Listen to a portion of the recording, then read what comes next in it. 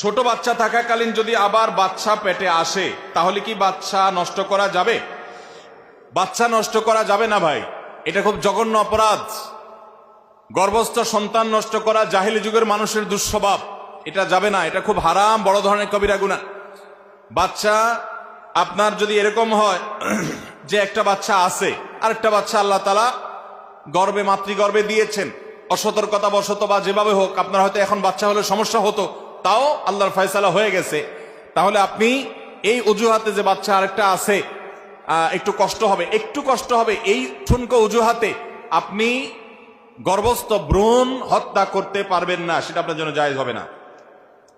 যদি এমন হয় যে এই গর্ভস্থ ভ্রূণ নষ্ট না করা হলে মায়ের জীবন রিস্কের মধ্যে পড়তে পারে এবং সে রিস্কটা ঠুনকো না, বরং বিশেষজ্ঞ ডাক্তারদের প্রায় সবাই একমত যেটা বড় ধরনের রিস্ক আছে মায়ের জীবনে, এরকম যদি হয় তাহলে সেক্ষেত্রে সেটা নষ্ট করতে পারবেন, তাও হার্টবিট আসার আগে আপনার মায়ের জীবন রক্ষার প্রয়োজনে সেটা করা যেতে পারে।